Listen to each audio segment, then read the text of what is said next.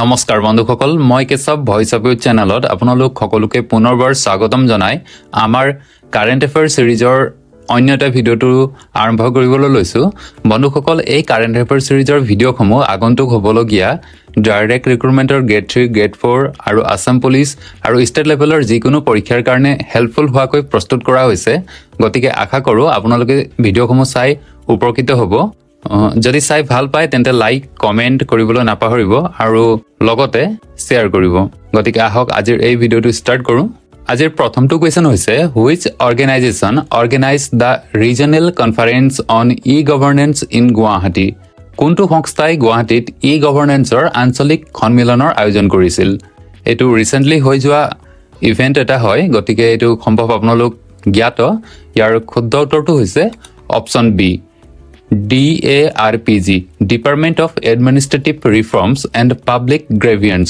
প্ৰশাসনিক সংস্কাৰ আৰু ৰাজহুৱা অভিযোগ বিভাগ এই বিভাগে ই গভৰ্নেন্স আঞ্চলিক সন্মিলনৰ আয়োজন কৰিছিল অসমৰ ৰাজ্যপাল গোলাপচন্দ কাটাৰিয়া আৰু বিজ্ঞান আৰু প্ৰযুক্তি মন্ত্ৰালয়ৰ কেন্দ্ৰীয় ৰাজ্যিক মন্ত্ৰী স্বতন্ত্ৰ বিভাগৰ জিতেন্দ্ৰ সিঙে দুইদিনীয়া আঞ্চলিক এই সন্মিলনৰ উদ্বোধন কৰিছিল প্ৰশাসনিক সংস্কাৰ আৰু জন অভিযোগ বিভাগে আয়োজন কৰা এই সন্মিলনৰ এটা লক্ষ্য আছিল ডিজিটেল ৰূপান্তৰৰ জৰিয়তে প্ৰধানমন্ত্ৰী মোদীৰ যি সুশাসনৰ এটা ভিজন আছিল সেই ভিজনক ইমপ্লিমেন্ট কৰা অৰ্থাৎ কাৰ্যকৰী কৰা লগতে বিভিন্ন বঁটা বিজয়ী ই শাসনৰ পদক্ষেপ আৰু উত্তম পদ্ধতিসমূহ প্ৰদৰ্শন কৰাত মনোনিৱেশ কৰা ৰাষ্ট্ৰীয় আৰু ৰাজ্যিক পৰ্যায়ৰ ৰাজহুৱা প্ৰশাসনৰ সংস্থাসমূহক একত্ৰিত কৰা এই সকলো বিষয়ে ইয়াৰ মূল লক্ষ্য আছিল ইয়াৰ পিছৰ কুৱেশ্যনটো চাওঁ আহক কুৱেশ্যনটো হৈছে who inaugurated multiple project worth Rs 168 crore in Karbi আলঙত 168 কোটি টকাৰ একাধিক প্ৰকল্প কোনে উদ্বোধন কৰিলে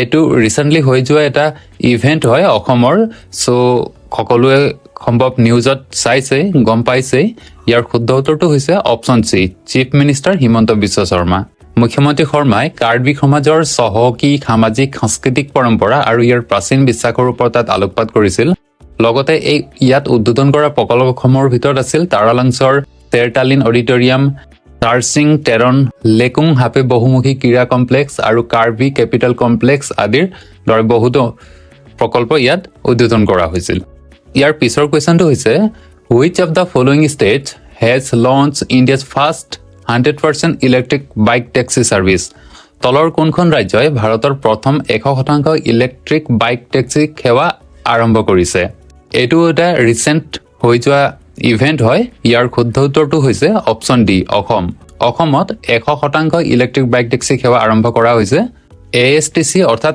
অসম ৰাজ্যিক পৰিবহণ নিগমে বায়ু নামৰ এই পদক্ষেপ গ্ৰহণ কৰিছে যেটোৰ দ্বাৰা চহৰসমূহৰ বায়ুৰ গুণাগুণ উন্নত আৰু বিশুদ্ধ কৰিব পাৰি ই ভাৰতৰ প্ৰথম 100% বৈদ্যুতিক আৰু বিকেন্দ্ৰীকৃত মুকলি গতিশীল ইলেক্ট্ৰনিক বাইক টেক্সি সেৱা যেটো অসমত আৰম্ভ কৰা হৈছে অসম চৰকাৰৰ পৰিবহণ মন্ত্ৰী পৰিমল শুক্লবৈদ্যই অসমৰ গুৱাহাটীত ই বাইক টেক্সি সেৱা আৰম্ভ কৰিছিল এই ই বাইক টেক্সি সেৱা অসমৰ প্ৰথম অৱস্থাত গুৱাহাটীত আৰম্ভ কৰা হৈছে ইয়াৰ পিছৰ প্ৰশ্নটো হৈছে which historical site of Assam has been submitted for UNESCO world heritage site 2023-24 অসমৰ কোনটো ঐতিহাসিক স্থান ইউনেস্কোৰ বিশ্ব ঐতিহ্য ক্ষেত্ৰ 2023-24 বাবে দাখিল কৰা হৈছে অৰ্থাৎ ইউনেস্কোৰ ৱৰ্ল্ড হেৰিটেজ সাইটত অসমৰ কোনটো স্থানক নামটো নমিনেশ্যনৰ কাৰণে পঠিওৱা হৈছে অপচনসমূহৰ ভিতৰত শুদ্ধ উত্তৰটো হৈছে অপচন ডি মৈদাম অসমৰ চৰাইদেউত থকা মৈদাম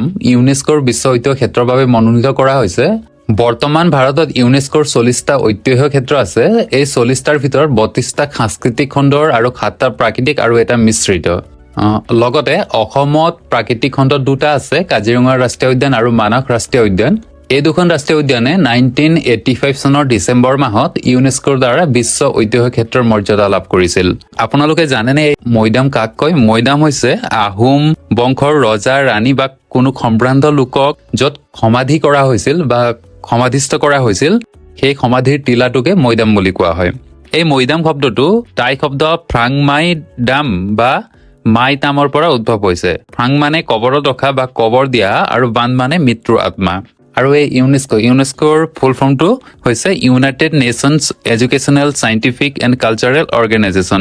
ইয়াৰ হেডকোৱাৰ্টাৰটো আছে পেৰিছ, ফ্ৰান্সত, আৰু ই গঠন কৰা হৈছিল 16 নৱেম্বৰ 1945 আৰু ই বলবৎ হৈছে 4 নৱেম্বৰ 1946 পৰা। ইয়াৰ পিছৰ প্ৰশ্নটো হৈছে recently chief minister of Assam inaugurated the PM Shri scheme. It is started for development in which of the following field. শেহতীয়াকৈ অসমৰ মুখ্যমন্ত্ৰীয়ে PM Shri স্কিম শুভাৰম্ভ কৰে। তলৰ কোনটো ক্ষেত্ৰ উন্নয়নৰ বাবে ইয়াক আৰম্ভ কৰা হয়? PM Shri স্কিম লঞ্চ কৰা হৈছে, ইয়াত থকা অপশ্যনসমূহৰ ভিতৰত কোনটো ক্ষেত্ৰত উন্নয়নৰ কাৰণে আৰম্ভ কৰা হৈছিল? ইয়াৰ শুদ্ধ উত্তৰটো হৈছে অপশ্যন চি, স্কুল, বিদ্যালয়সমূহৰ উন্নয়নৰ কাৰণে। অসমৰ মুখ্যমন্ত্ৰীয়ে নতুন শিক্ষানীতিৰ সৈতে সংগতি ৰাখি 264খন বিদ্যালয়ৰ উন্নয়নৰ বাবে PM Shri স্কুল আঁচনি আৰম্ভ কৰে। এই আঁচনিৰ অধীনৰ বিদ্যালয়সমূহত আধুনিক আন্তঃগাঁথনি, আৱিষ্কাৰমুখী পাঠদান আৰু নেতৃত্বৰ ভূমিকা থাকিব। এই আঁচনিৰ জৰিয়তে সমগ্ৰ দেশৰ 20 লাখৰো অধিক ছাত্ৰ ছাত্ৰীক উপকৃত কৰাৰ লক্ষ্য নিৰ্ধাৰণ কৰা হৈছে। নেক্সট কুৱেশ্যনটো হৈছে SEBA and Assam higher secondary education council boards will be jointly known as. SEBA আৰু Assam higher secondary education council বৰ্ডক যৌথভাৱে কি নামেৰে জনা যাব? ইয়াৰ অপশ্যনসমূহৰ ভিতৰত শুদ্ধ উত্তৰটো হৈছে option C, Assam state school education board, Assam ৰাজ্যিক বিদ্যালয় শিক্ষা বৰ্ড। শিক্ষা সংস্কাৰৰ দিশত এক উল্লেখযোগ্য পদক্ষেপ হিচাপে অসম কেবিনেটে অসম মাধ্যমিক শিক্ষা বৰ্ড অৰ্থাৎ ছেবা আৰু অসম উচ্চতৰ মাধ্যমিক শিক্ষা পৰিষদক একত্ৰীকৰণ কৰিছে। একত্ৰীকৰণ কৰাৰ লগে লগে এই দুয়োটা সংস্থা এতিয়া অসম ৰাজ্যিক বিদ্যালয় শিক্ষা বৰ্ড নামেৰে পৰিচিত হ'ব। এই সিদ্ধান্তটো কিয় লোৱা হৈছে জানেনে? এই সিদ্ধান্তটো ৰাজ্যৰ বিদ্যালয়ৰ শিক্ষাৰ গুণগত মান আৰু মানদণ্ড বৃদ্ধি কৰাৰ লক্ষ্যৰে লোৱা হৈছে। লগতে আৰু এটা কথা, এই ছেবা আৰু Assam higher secondary education council কিমান চনত গঠন হৈছিল জানেনে? ছেবা গঠন হৈছিল 1962 চনত আৰু Assam higher secondary education council গঠন হৈছিল 1984 চনত। নেক্সট কুৱেশ্যনটো হৈছে how many districts are covered in the first phase of Gunotsav 2024 assessment. Gunotsav 2024ৰ প্ৰথম পৰ্যায়ৰ মূল্যায়নত কিমানখন জিলাক সামৰি লোৱা হৈছে? ইয়াৰ শুদ্ধ উত্তৰটো হৈছে অপশ্যন বি, 12খন জিলাক গুণোৎসৱ 24ৰ প্ৰথম পৰ্যায়ৰ মূল্যায়নত সামৰি লোৱা হৈছে। 2024ৰ যিটো গুণোৎসৱ ই হৈছে পঞ্চম সংস্কৰণ। 2024ৰ গুণোৎসৱৰ আৰম্ভণি কেতিয়া হৈছিল? ই 3 জানুৱাৰীৰ পৰা আৰম্ভ হৈছিল আৰু ই 8 ফেব্ৰুৱাৰীলৈকে চলি থাকিব। প্ৰাইমেৰী অবজেক্টিভ অফ গুণোৎসৱ 2024, 2024ৰ যি গুণোৎসৱ ইয়াৰ প্ৰাথমিক উদ্দেশ্যটো কি হয়? ইয়াৰ উদ্দেশ্যটো হৈছে ৰাজ্যত শিক্ষাৰ গুণগত মান বৃদ্ধি আৰু শিক্ষাৰ ফলাফল উন্নত কৰা। লগতে যিহেতু এতিয়া গুণোৎসৱ চলি আছে, গতিকে গুণোৎসৱৰ লগত জড়িত কুৱেশ্যন আহিব পাৰে। গুণোৎসৱ প্ৰথম কেতিয়া আত্মপ্ৰকাশ কৰিছিল, অৰ্থাৎ গুণোৎসৱ প্ৰথম কেতিয়া আয়োজন কৰা হৈছিল? সেইটো হৈছে 2017 চনত গুণোৎসৱে আত্মপ্ৰকাশ কৰিছিল আৰু এই 2024 চনৰ সংস্কৰণটো হৈছে পঞ্চম সংস্কৰণ, 5th এডিশ্যন। গুণোৎসৱৰ এই পদক্ষেপৰ প্ৰতি অবিৰত দায়বদ্ধতাই শিক্ষাৰ মান নিৰন্তৰ উন্নত কৰাৰ লগতে ছাত্ৰ ছাত্ৰীসকলৰ বাবে এক শক্তিশালী শিক্ষণ পৰিৱেশ প্ৰদানৰ বাবে ৰাজ্যখনৰ নিষ্ঠাক গুৰুত্ব আৰোপ কৰে। ইয়াৰ পিছৰ কুৱেশ্যনটো হৈছে হু হেজ বিন এৱাৰ্ডেড সাহিত্য বঁটা 2023 বাই আছাম প্ৰকাশন পৰিষদ। অসম প্ৰকাশন পৰিষদৰ দ্বাৰা সাহিত্য বঁটা 2023 কাক প্ৰদান কৰা হৈছে? অপশ্যনসমূহৰ ভিতৰত শুদ্ধ উত্তৰটো হৈছে অপশ্যন চি, ধ্ৰুৱজ্যোতি বৰা। ধ্ৰুৱজ্যোতি বৰাক অসম প্ৰকাশন পৰিষদৰ দ্বাৰা সাহিত্য বঁটা 2023 আগবঢ়োৱা হৈছে। ধ্ৰুৱজ্যোতি বৰাৰ ইনাৰ লেণ্ডস্কেপ শীৰ্ষক গ্ৰন্থখনৰ বাবে তেওঁলৈ এই বঁটা আগবঢ়োৱা হৈছে। লগতে অসম প্ৰকাশন পৰিষদ সাহিত্য বঁটা লাভ কৰা বিশিষ্ট সাহিত্যক ডক্টৰ ধ্ৰুৱজ্যোতি বৰাৰ ইনাৰ লেণ্ডস্কেপ গ্ৰন্থখন প্ৰকাশ কৰি উলিয়াইছিল অসম পাব্লিছিং কোম্পানীয়ে। সেয়েহে এই অসম পাব্লিছিং কোম্পানীক কি বঁটা আগবঢ়োৱা হৈছে জানেনে? এই আছাম পাব্লিছিং কোম্পানীক অসম প্ৰকাশন পৰিষদ প্ৰকাশক বঁটা আগবঢ়োৱা হৈছে। পিছৰ কুৱেশ্যনটো হৈছে who was awarded the Pratima Barua Pandey award 2023। 2023 চনৰ প্ৰতিমা বৰুৱা পাণ্ডে বঁটা কাক প্ৰদান কৰা হৈছিল? ইয়াৰ অপশ্যনসমূহৰ ভিতৰত শুদ্ধ উত্তৰটো হৈছে অপশ্যন বি, ৰহেন্দ্ৰনাথ ব্ৰহ্ম।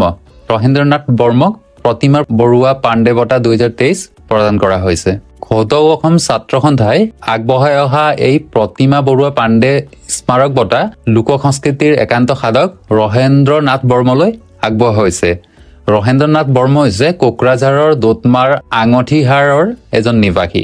অসমৰ লোককৃষ্টিৰ সংৰক্ষণ আৰু প্ৰচাৰত বিশেষ বৰঙণি আগবঢ়োৱা ব্যক্তিক ছাত্ৰ সন্থাই প্ৰত্যেক বছৰে গোৱালপৰীয়া লোকগীতৰ সম্ৰাজ্ঞী প্ৰতিমা বৰুৱা পাণ্ডেৰ মৃত্যুৰ বাৰ্ষিকী ২৭ ডিচেম্বৰৰ দিনা এই প্ৰতিমা বৰুৱা পাণ্ডে বঁটা প্ৰদান কৰি আহিছে।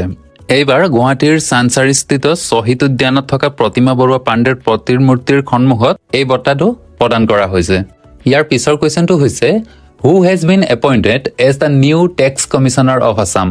অসমৰ নতুন কৰ আয়ুক্ত হিচাপে কাক নিযুক্তি দিয়া হৈছে? ইয়াৰ অপশ্যনসমূহৰ ভিতৰত শুদ্ধ উত্তৰটো হৈছে অপশ্যন চি, পল্লৱ গোপাল ঝা। পল্লৱ গোপাল ঝাক অসমৰ নতুন কৰ আয়ুক্ত হিচাপে নিযুক্তি দিয়া হৈছে। কামৰূপৰ বৰ্তমানৰ জিলা উপায়ুক্ত তথা জাপান আন্তঃৰাষ্ট্ৰীয় সহযোগিতা সংস্থাৰ গুৱাহাটী পানী যোগান প্ৰকল্পৰ সঞ্চালক পল্লৱ গোপাল ঝাক অসমৰ নতুন কৰ আয়ুক্ত হিচাপে নিযুক্তি দিয়া হৈছে। পল্লৱ গোপাল ঝাক এই গুৰুত্বপূৰ্ণ ভূমিকা গ্ৰহণ কৰাই নহয়, ইয়াৰ লগতে অসম নগৰ আন্তঃগাঁথনি বিনিয়োগ কাৰ্যসূচীৰ প্ৰকল্প সঞ্চালকৰ অতিৰিক্ত দায়িত্বও তেওঁ গ্ৰহণ কৰি আছে। পল্লৱ কুমাৰ ঝাৰ পূৰ্বতে অসমৰ টেক্স কমিশ্যনাৰ আছিলে, অৰ্থাৎ কৰ আয়ুক্ত আছিলে ৰাকেশ অগ্ৰৱাল। ইয়াৰ পিছৰ কুৱেশ্যনটো হৈছে who has been awarded the Sukaphaa award 2023 recently. শেহতীয়াকৈ 2023 চনৰ চুকাফা বঁটা কাক দিয়া হৈছে? ইয়াৰ অপশ্যনসমূহৰ ভিতৰত শুদ্ধ উত্তৰটো হৈছে অপশ্যন এ, ধীৰেন্দ্ৰনাথ বেজবৰুৱা। ৬০০ বছৰীয়া আহোম ৰাজত্বৰ প্ৰতিষ্ঠাপক আধুনিক অসমৰ ভেটি গঢ়োতা স্বৰ্গদেউ চাওলুং চুকাফাৰ স্মৃতিত অসম চৰকাৰে ৰাষ্ট্ৰীয় পৰ্যায়ৰ চুকাফা বঁটা প্ৰদান কৰি আহিছে। 2023 বৰ্ষৰ চুকাফা বঁটাৰ বাবে বিশিষ্ট সাংবাদিক, সম্পাদক আৰু লেখক ধীৰেন্দ্ৰনাথ বেজবৰুৱাক মনোনীত কৰা হৈছে। আপোনালোকে জানেনে এই ধীৰেন্দ্ৰনাথ বেজবৰুৱাই ভাৰত চৰকাৰৰ পৰা পদ্মশ্ৰী সন্মানৰ লগতে সাংবাদিকতাৰ বাবে BD গোৱেকা বঁটা, পঞ্চজন্য উইকিলৰ নাচিকেতা সন্মান আৰু অনুবাদ সাহিত্যৰ বাবে কথা বঁটাও লাভ কৰিছে। অসম চৰকাৰৰ পৰা 2024 17 জানুৱাৰীত শিল্পী দিৱসৰ দিনা আয়োজিত অনুষ্ঠানত এই সন্মানীয় বঁটা প্ৰদান কৰা হ'ব তেওঁলৈ। কোনটো বঁটা প্ৰদান কৰা হ'ব? চুকাফা বঁটা প্ৰদান কৰা হ'ব। নেক্সট কুৱেশ্যনটো হৈছে who becomes the first Assamese women to successfully complete voyage to Antarctica. এণ্টাৰ্কটিকালৈ যাত্ৰা সফলতাৰে সম্পূৰ্ণ কৰা প্ৰথমগৰাকী অসমীয়া মহিলা কোন? অপশ্যনসমূহৰ ভিতৰত এইটো শুদ্ধ উত্তৰটো হৈছে প্ৰিয়ংকা ৰাজকাকতি। এণ্টাৰ্কটিকা অন্বেষণ কৰা প্ৰথমগৰাকী অসমীয়া মহিলা হিচাপে পৰিগণিত হৈছে প্ৰিয়ংকা ৰাজকাকতি। প্ৰিয়ংকা ৰাজকাকতিৰ এই উল্লেখযোগ্য যাত্ৰা কেৱল তেওঁৰ ব্যক্তিগত মাইলৰ খুঁটিয়েই নহয়, ই অসমৰ কন্যাৰ আকাংক্ষা আৰু সাফল্যৰ প্ৰমাণো আছিল। ইয়াৰ পিছৰ প্ৰশ্নটো হৈছে who won the silver medal in Khelo India weightlifting championship held in Kolkata from Assam recently. শেহতীয়াকৈ কলকাতাত অনুষ্ঠিত হোৱা খেলো ইণ্ডিয়া ভাৰোত্তোলন চেম্পিয়নশ্বিপত অসমৰ পৰা কোনে ৰূপৰ পদক লাভ কৰিছিল? ইয়াত অপশ্যনসমূহৰ ভিতৰত শুদ্ধ উত্তৰটো হৈছে ৰূপৰ পদক লাভ কৰিছিল অপশ্যন চি, কংকনা ডেকা বৰুৱাই। কংকনা ডেকা বৰুৱাই ব্যতিক্ৰমী দক্ষতা আৰু দৃঢ়তা প্ৰদৰ্শন কৰি 64 কেজি যুৱ শাখাত এক সুপ্ৰাপ্য ৰূপৰ পদক লাভ কৰিছিল। লগতে 59 কেজি যুৱ শাখাত ৰূপৰ পদক লাভ কৰি তেলুচনা ফুকনে নিজৰ শক্তি প্ৰদৰ্শন কৰি অসমৰ বাবে প্ৰশংসাৰ আকৰ্ষণীয় হৈ পৰিছিল। অন্যহাতে দিতিমণি সোণোৱালে 64 কেজি ছিনিয়ৰ আৰু জুনিয়ৰ দুয়োটা শাখাতে স্বৰ্ণ পদক লাভ কৰি চৰ্চা লাভ কৰিছিল। ইয়াৰ পিছৰ প্ৰশ্নটো হৈছে who is the first cricket player from Assam to make it to the Indian women cricket. ভাৰতীয় মহিলা দলত স্থান লাভ কৰা অসমৰ প্ৰথমগৰাকী ক্ৰিকেট খেলুৱৈ কোন? এইটো সম্ভৱ সকলোৱে জানে, কাৰণ সকলোৱে ক্ৰিকেট প্ৰেমী। ইয়াৰ শুদ্ধ উত্তৰটো হৈছে অপশ্যন বি, উমা চেত্ৰী। উমা চেত্ৰীয়ে ভাৰতৰ ছিনিয়ৰ দলত স্থান লাভ কৰা অসমৰ প্ৰথমগৰাকী মহিলা ক্ৰিকেটাৰ হিচাপে পৰিগণিত হৈছে। নেক্সট কুৱেশ্যনটো হৈছে who has inaugurated the new building of Assam legislative assembly recently. শেহতীয়াকৈ অসম বিধানসভাৰ নতুন ভৱন কোনে উদ্বোধন কৰিছে? ইয়াৰ শুদ্ধ উত্তৰটো হৈছে অপশ্যন চি, ওম বিৰলা। এই অসম বিধানসভাৰ নতুন ভৱনটো কেতিয়া উদ্বোধন কৰা হৈছিল? 2023 চনৰ 23 জুলাইত উদ্বোধন কৰা হৈছিল আৰু উদ্বোধন কৰিছিল ওম বিৰলাই। ওম বিৰলা হৈছে ভাৰতৰ সংসদৰ লোকসভাৰ বৰ্তমানৰ অধ্যক্ষ। ইয়াৰ পিছৰ প্ৰশ্নটো হৈছে how many national parties are there in India after Aam Aadmi party's inclusion as a national party. Aam Aadmi party ৰাষ্ট্ৰীয় দল হিচাপে অন্তৰ্ভুক্ত হোৱাৰ পিছত ভাৰতত কিমান ৰাষ্ট্ৰীয় দল আছে? ইয়াৰ শুদ্ধ উত্তৰটো হৈছে অপশ্যন এ, 6টা ৰাষ্ট্ৰীয় দল আছে। ভাৰতৰ নিৰ্বাচনী আয়োগে আম আদমি পাৰ্টিক ৰাষ্ট্ৰীয় দলৰ মৰ্যাদা প্ৰদান কৰিছে আম আদমি পাৰ্টিৰ দলীয় শীৰ্ষ নেতা হৈছে অৰবিন্দ কেজৰিৱাল। লগতে এই আম আদমি পাৰ্টিক ৰাষ্ট্ৰীয় দলীয় মৰ্যাদা প্ৰদান কৰাৰ লগতেই তৃণমূল কংগ্ৰেছ আৰু ভাৰতীয় কমিউনিষ্ট পাৰ্টিক ৰাষ্ট্ৰীয় দলৰ মৰ্যাদা প্ৰত্যাহাৰ কৰিছে আৰু সমান্তৰালকৈ আয়োগে লোক জনশক্তি পাৰ্টি আৰু ত্ৰিপুৰা মৰ্চা পাৰ্টিক ৰাজ্যিক দলৰ স্বীকৃতি প্ৰদান কৰিছে। ইয়াৰ পিছৰ প্ৰশ্নটো হৈছে the Dogri version of the Indian constitution was released in April 2023. Dogri is predominantly spoken in which of the following state UT? ভাৰতীয় সংবিধানৰ ডগৰী সংস্কৰণ 2023 চনৰ এপ্ৰিল মাহত প্ৰকাশ পাইছিল। তলৰ কোনখন ৰাজ্য বা কেন্দ্ৰশাসিত অঞ্চলত ডগৰী প্ৰধানকৈ কোৱা হয়? ইয়াৰ অপশ্যনসমূহৰ ভিতৰত শুদ্ধ উত্তৰটো হৈছে option B, Jammu and Kashmir. Jammu and কাশ্মীৰত ডগৰী ভাষাটো প্ৰধানকৈ কোৱা হয়। ইয়াৰ পিছৰ কুৱেশ্যনটো হৈছে which nation emerge as India's largest trading partner in financial year 22-23? 2022-23 বিত্তীয় বৰ্ষত কোনখন ৰাষ্ট্ৰ ভাৰতৰ সৰ্ববৃহৎ বাণিজ্যিক অংশীদাৰ হিচাপে আত্মপ্ৰকাশ কৰিছিল? অৰ্থাৎ বেপাৰ বাণিজ্য কাৰ লগত বেছিকৈ হৈছিল? সেইটো হৈছে option A. Option A USA, আমেৰিকাৰ লগত 2022-23 বিত্তীয় বৰ্ষত ভাৰতে সৰ্ববৃহৎ বাণিজ্যিক অংশীদাৰ হিচাপে আত্মপ্ৰকাশ কৰিছে। ইয়াৰ পিছৰ প্ৰশ্নটো হৈছে the first global Buddhist summit was inaugurated in which city? কোনখন চহৰত প্ৰথম গ্ল'বেল বৌদ্ধ সন্মিলন উদ্বোধন কৰা হৈছিল? ইয়াৰ অপশ্যনসমূহৰ ভিতৰত শুদ্ধ উত্তৰটো হৈছে অপশ্যন ডি, নিউ দিল্লী। নতুন দিল্লীত প্ৰথম গ্ল'বেল বৌদ্ধ সন্মিলন উদ্বোধন কৰা হৈছিল আৰু এই গ্ল'বেল বৌদ্ধ সন্মিলন উদ্বোধন কৰিছিল ভাৰতৰ প্ৰধানমন্ত্ৰী মোদীয়ে। এই অনুষ্ঠানত সমসাময়িক প্ৰত্যাহ্বানসমূহৰ প্ৰতি সঁহাৰি জনোৱাৰ ওপৰত গুৰুত্ব আৰোপ কৰা হৈছিল আৰু লগতে বিশ্বৰ বিভিন্ন প্ৰান্তৰ অংশগ্ৰহণকাৰী পণ্ডিত, সংঘৰ নেতা আৰু ধৰ্ম অনুশীলনকাৰীৰ সকলৰ সৈতে সাংস্কৃতিক আৰু কূটনৈতিক সম্পৰ্ক গঢ়ি তোলা হৈছিল। ইয়াৰ পিছৰ প্ৰশ্নটো হৈছে Prime Minister Narendra Modi launched the International Big Cats Alliance focusing on conservation and preservation. How many big cats species? প্ৰধানমন্ত্ৰী নৰেন্দ্ৰ মোদীয়ে আন্তঃৰাষ্ট্ৰীয় বিগ কেটছ এলায়েন্স আৰম্ভ কৰিছিল। সংৰক্ষণ আৰু সুৰক্ষাৰ ওপৰত গুৰুত্ব আৰোপ কৰি কিমান প্ৰজাতিৰ ডাঙৰ মেকুৰী আছে বুলি উল্লেখ কৰিছিল? ইয়াৰ শুদ্ধ উত্তৰটো হৈছে অপশ্যন এ, 7 প্ৰকাৰৰ ডাঙৰ মেকুৰী আছে। প্ৰধানমন্ত্ৰী নৰেন্দ্ৰ মোদীয়ে কৰ্ণাটকত আন্তঃৰাষ্ট্ৰীয় বিগ কেটছ এলায়েন্স আৰম্ভ কৰিছিল, য'ত বন্যপ্ৰাণীত বাঘ, নাহৰ ফুটুকী, সিংহ, চিতাকে ধৰি 7 প্ৰকাৰৰ ডাঙৰ মেকুৰীৰ প্ৰজাতিৰ সুৰক্ষা আৰু সংৰক্ষণৰ ওপৰত গুৰুত্ব আৰোপ কৰা হৈছিল। 2019 চনৰ জুলাই মাহত প্ৰধানমন্ত্ৰীয়ে কৰা ক্লেৰিয়ান আহ্বানৰ পিছত এই মিত্ৰতাৰ লক্ষ্য হৈছে বিশ্বব্যাপী সহযোগিতা বৃদ্ধি কৰা আৰু আইকনিক প্ৰজাতিসমূহৰ সুৰক্ষাৰ প্ৰচেষ্টা বৃদ্ধি কৰা। আইকনিক প্ৰজাতি অৰ্থাৎ এই 7বিধ ডাঙৰ মেকুৰী প্ৰজাতিৰ জীৱ-জন্তু যেনে বাঘ, নাহৰ ফুটুকী, সিংহ, চিতা আদি আছে, এইবিলাক জীৱ-জন্তুৰ কথা কোৱা হৈছে আইকনিক প্ৰজাতি বোলে। এইসমূহৰ সুৰক্ষাৰ প্ৰচেষ্টা বৃদ্ধি কৰা হৈছে। ইয়াৰ পিছৰ প্ৰশ্নটো হৈছে which state government has launch India's first cool roof policy 2023-28? কোনখন ৰাজ্য চৰকাৰে ভাৰতৰ প্ৰথম কোল ৰুফ পলিচি 2023-28 আৰম্ভ কৰিছে? ইয়াৰ অপশ্যনসমূহৰ ভিতৰত শুদ্ধ উত্তৰটো হৈছে অপশ্যন এ, তেলেংগানা। তেলেংগানা ৰাজ্য চৰকাৰে কোল ৰুফ পলিচি 2023-28 আৰম্ভ কৰিছে। এই পলিচিৰ জৰিয়তে নগৰীয় তাপ দ্বীপসমূহৰ বিৰুদ্ধে যুঁজিবলৈ আৰু হায়দৰাবাদ আৰু ৰাজ্যখনৰ অন্যান্য চহৰ অঞ্চলৰ উষ্ণতা হ্ৰাস কৰাৰ বাবে শীতল ছাদ নীতি প্ৰৱৰ্তন কৰিছে। সূৰ্যৰ পোহৰ প্ৰতিফলিত কৰাৰ লগতে তাপ শোষণ হ্ৰাস কৰাৰ ব্যৱস্থা ৰূপায়ণ কৰি হায়দৰাবাদৰ 5 বৰ্গ কিলোমিটাৰকে ধৰি প্ৰথম বছৰত 7.5 বৰ্গ কিলোমিটাৰ এলেকা গঢ়ি তোলাৰ লক্ষ্য হৈছে এই নীতিৰ দ্বাৰা। ইয়াৰ পিছৰ প্ৰশ্নটো হৈছে the first ever census of mangrove pitta bird was conducted in Bhitarkanika wildlife sanctuary. It is located in which state? Bhitarkanika বন্যপ্ৰাণী অভয়াৰণ্যত প্ৰথমবাৰৰ বাবে মেংগ্ৰোভ পিটা চৰাইৰ লোকপিয়ল কৰা হয়। ই কোনখন ৰাজ্যত অৱস্থিত? ইয়াৰ শুদ্ধ উত্তৰটো হৈছে অপশ্যন বি, উৰিষ্যা। উৰিষ্যা ৰাজ্যত এই ভিতৰকণিকা বন্যপ্ৰাণী অভয়াৰণ্য অৱস্থিত। 2023 চনৰ এপ্ৰিল মাহত অনুষ্ঠিত হোৱা এই মেংগ্ৰোভ পিটা চৰাইৰ প্ৰথম লোকপিয়ল। ইয়াৰ পিছৰ প্ৰশ্নটো হৈছে Ajeya warrior is joint military exercise between India and which country? Ajeya warrior Bharat আৰু কোনখন দেশৰ মাজৰ যৌথ সামৰিক অনুশীলন? শুদ্ধ উত্তৰটো হৈছে অপশ্যন এ, UK। ব্ৰিটেইন আৰু ভাৰতৰ মাজৰ যি যৌথ সামৰিক অনুশীলন তাক অজয় ৱাৰিয়ৰ বুলিও জনা যায়। এইবাৰ যিটো সামৰিক অনুশীলন হৈছিল অজয় ৱাৰিয়ৰ, সেইটো হৈছে 7ম সংস্কৰণ। 27 এপ্ৰিলৰ পৰা 11 মেলৈ আয়োজন কৰা হৈছিল আৰু এই যৌথ সামৰিক অনুশীলন প্ৰত্যেক 2 বছৰ মূৰে মূৰে কৰা হয়। ইয়াৰ পিছৰ প্ৰশ্নটো হৈছে who is the author of the book titled a resurgent north east narratives of change? A Resurgent Northeast Narratives of Change শীৰ্ষক গ্ৰন্থখনৰ লেখক কোন? ইয়াৰ শুদ্ধ উত্তৰটো হৈছে অপশ্যন চি আশিষ কুন্দ্ৰা। IAS বিষয়া তথা জ্যেষ্ঠ আমোলা ব্যুৰোক্ৰেট আশিষ কুন্দ্ৰাই A Resurgent Northeast Narrative of Change শীৰ্ষক গ্ৰন্থ লিখিছিল।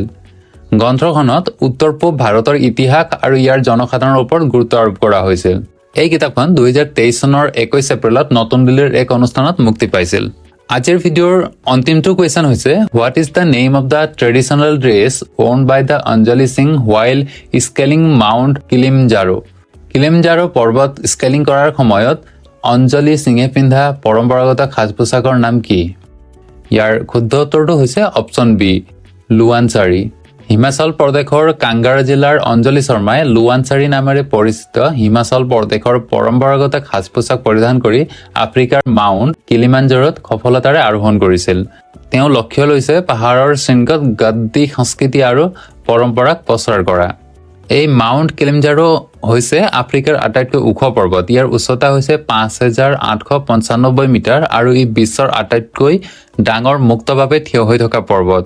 ইয়াৰ তিনিটা প্ৰাথমিক আগ্নেয়গিৰিৰ শৃংগ আছে, কিউ, মাৱেঞ্জি আৰু চিৰা। সো বন্ধুসকল, আজিৰ ভিডিঅ'টো ইয়াতে সামৰণি মাৰিছোঁ। গতিকে ভিডিঅ'টো চাই কেনে পালে কমেণ্ট কৰি জনাব আৰু চাই যদি ভাল পায় তেন্তে লাইক কৰি ভিডিঅ'টো শ্বেয়াৰ কৰিবলৈ নাপাহৰিব।